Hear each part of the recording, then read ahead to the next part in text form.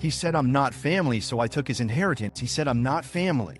You're not real family, so don't expect a dime. Those were my brother Dean's first words to me at our father's funeral luncheon. Not condolences, not silence. Just that, straight to camera, no commercial break. I nearly dropped my plate of potato salad, which, given the context, was suddenly the most loyal thing in the room. And the man didn't even lower his voice. He said it like he was announcing a brunch special, then buttered his roll with the smugness of someone allergic to self-awareness. My brain blanked. My sarcasm did. Cool, I said, so I can stop pretending to like your girlfriend too. The room froze like it had entered emotional buffering mode. No one laughed, not even me. Aunt Linda audibly gasped, which for someone with a pacemaker was downright athletic. Inside, I was half shaking, half amused. Dean always pulled stunts like that, talking big, acting like everything revolved around him. But this time, we were talking about Dad's estate. The man had been gone 3 days, and Dean was already circling like a vulture with Wi-Fi access. Let me rewind about 30 seconds, because I swear he planned the timing. We've been standing around this rented church hall, wall-to-wall awkward sympathy hugs, everyone saying he's in a better place, like it was a script. Then Dean, drink in hand, leans in all casual. I talked to Dad's lawyer, he said, loud enough for half the room to hear. Just so you know, don't get your hopes up. I blinked. For what? The inheritance. His smirk widened. You're not really family anyway, you know that. I laughed, partly because if I didn't, I'd scream. Explain that logic to me, Einstein. He shrugged, like I was too stupid to understand. You were the quiet one, the weird one. You don't even carry the family name anymore. Right. Because Dad's will could obviously be nullified by my legal choice to keep my sanity after divorce. Still, something about his confidence, it stuck with me. Not the insult I'd heard worse from him growing up. It was the way he said it, almost rehearsed. Dean was never stupid enough to say something that specific without knowing something first. That night, after the guests cleared out and Mom went to bed, clutching one of Dad's old flannel shirts, I stared at the photos on the mantle. Dad fishing, Dad fixing the boat, Dad at every family barbecue rolling his eyes at Dean's business schemes. Every memory had the same flavor, me quietly cleaning up after whatever catastrophe Dean had caused. If Dad left a will, I needed to see it before Dean twisted it into his next conquest. Because one thing was certain, if there was a loophole, Dean would find it and then trip into it wearing designer shoes. So yeah, that not family line hit hard, but not in the way he meant. It was like Dad's old saying suddenly made sense. Greed shows you what love hides. That night I made myself a silent promise. No, a vow. If Dean wanted to play games over Dad's legacy, fine. But he'd forgotten one small detail. When I keep quiet, it's not weakness. Act 1, the entitled brother and the family power play. Here's the thing about Dean. If charisma were currency, he'd be rich enough to buy shame. The guy could talk an insurance salesman into buying extended warranty on his own car. Growing up, he perfected this aura of effortless success, the kind that made our aunts say things like, "That boy's going places." They were right. It's just that most of those places were financial disasters with mood lighting. Dean was the sort of sibling who could spill juice on the couch, blame me, and somehow get praised for his honesty. As adults, the pattern never really changed. He'd mess up, make it sound heroic, and I'd be the bad guy for noticing. I used to just stay quiet to keep peace, the unofficial family janitor, mopping up emotional spills while Dean strutted away wearing the victim crown. But silence gets expensive when inheritance enters the chat. A couple days after the funeral, Dean texted, "Let's keep things professional, okay? I'll coordinate with a lawyer. Too emotional for you, probably." Imagine the gall needed to write that on a phone still loaded with condolences. I didn't even reply. I just stared at it, half tempted to send him a fruit basket labeled "professional enough to charge rent." Our dad wasn't some rich tycoon. He was a teacher, smart, practical, soft-spoken. What little he had came from 40 years of showing up early and leaving late. The main assets were threefold: The family house, a modest savings account, and the cabin at Lake Morin, where we spent every summer turning mosquito bites into childhood memories. The cabin wasn't worth much on paper, but emotionally, it was Dad's heartbeat. And I knew that cabin would become the battlefield.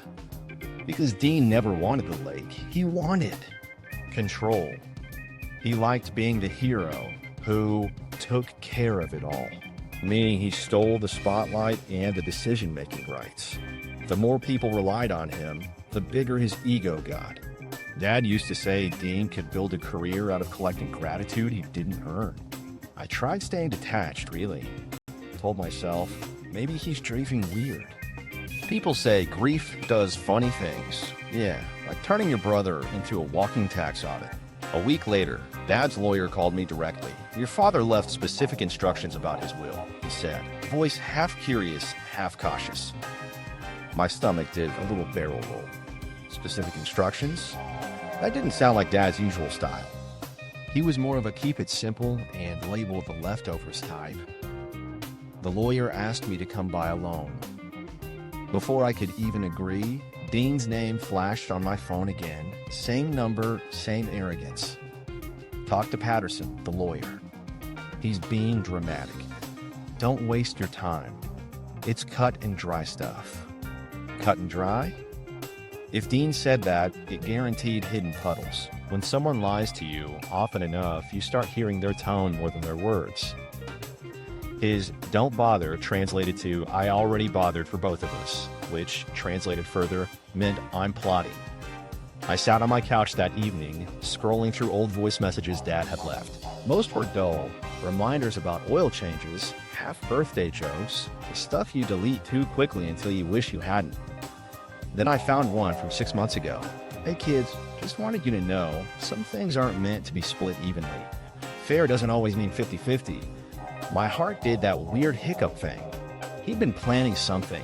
He, meanwhile, was in full campaign mode, calling relatives, subtly announcing himself as executor material. My cousin Linda told me he'd ordered professional photos in a suit for the press release. The man was treating probate court like election season. I wanted to roll my eyes so hard they'd account for cardio, but the truth is, part of me was scared. Dean wasn't dumb. He was dangerous with confidence. And if Dadswell had any loose end, Dean would tug at it until it unraveled. Mom stayed neutral as always. Don't make waves, she said one night while folding the same dish towel for the third time. Your father wouldn't want fighting. Yeah, well, Dad also wouldn't want his life's work to fund Dean's next pyramid scheme. That's when my quiet habit snapped. For years, keeping peace felt mature. Suddenly, it felt like complicity. Dean was running an emotional monopoly, and I was the only one who still used cash. So I called the lawyer back, scheduled a meeting, and decided to stop pretending ignorance was serenity. If there was something hidden in that will, I was going to find out before Dean turned Dad's legacy into a LinkedIn post. The morning of the meeting, Dean texted again, "I'll pick you up. Keep optics good." I nearly laughed coffee through my nose. Optics? This wasn't Succession, it was Tuesday. I told him I'd drive myself. He sent back a thumbs up emoji, the universal sign for I'll act offended later. That drive to the lawyer's office felt weirdly calm. For the first time in forever, I wasn't acting like Dean's mistakes were my responsibility. The city passed by in a blur of car horns and chain coffee shops, and I caught myself smiling. It wasn't joy exactly, more like anticipation laced with caffeine and revenge potential. Dean thought he had this all figured out. He figured I'd surrender, like always, let him run the show while I waited to be told where to stand for the family photo. But this time was different. When Dad died, he left memories, not management roles. He taught me quiet doesn't mean weak. It means you're waiting for the right moment to speak. And lately, I've been feeling downright chatty. By the time I pulled into Patterson's parking lot, I wasn't just curious anymore. I was determined. This wasn't only about money or property, it was about flipping the script Dean had been directing my whole life. So when I walked through those glass doors and saw Dean already inside, wearing his overpriced breathing outfit and sipping complimentary water like an owed him interest, I knew exactly what came next. If he wanted a power play, he'd picked the wrong silent sibling. Act 2, Dad's Will and the Hidden Clause. Walking into Patterson and Bell's office felt like stepping into a graveyard made of mahogany and bad news. The air even smelled expensive somewhere between cologne and confidentiality. And of course, Dean was already there, leaning back in his chair like he just closed $1 billion deal in smirks. He greeted me with, "You finally made it. Traffic? Or were you practicing your surprised face?" I sat down and smiled sweetly. Neither. I was hoping you'd start without me, save the room some oxygen. The lawyer, Mr. Patterson, an older man whose glasses looked heavy enough to alter gravity, cleared his throat. "I'm glad both of you could make it. Your father was very clear about how he wanted this handled." He shuffled some papers with solemn efficiency, probably for dramatic effect. Dean leaned forward. "Cut to the chase, Mr. P. Dad said it was simple. 50-50 split, right?" I watched Patterson's eyebrow twitch, a micro-expression straight out of a courtroom drama. "The will is straightforward," he began. "Your father left his estate to be divided evenly between his 2 children, his home, savings, and personal effects. However, he paused, glancing at the thick envelope in front of him. There's also something additional." Dean's smirk returned immediately. Here we go. Let me guess. Some sentimental letter for a scrapbook keeper here." He jerked his thumb at me. I didn't bite. I had learned years ago that reacting to Dean was like feeding a raccoon. Once you start, it never stops coming back. Patterson ignored the jab and continued. "Your father left a sealed letter labeled only to be opened by Dean and my name together, in the presence of his attorney. He gave no explanation beyond that." Dean tilted his head. "A letter? That's dramatic." "Fine, open it." But Patterson shook his head. "You open it." Dean rolled his eyes, shredded the fancy wax seal like it insulted him personally, and unfolded the pages. For a man who claimed to hate melodrama, he sure read aloud like he was auditioning for one. "To my kids, if you're reading this, then I've managed to make this awkward even after death. Sorry about that." I couldn't help smiling. That was Dad's humor, apologetic mischief with a side of dad joke. Dean skimmed ahead impatiently.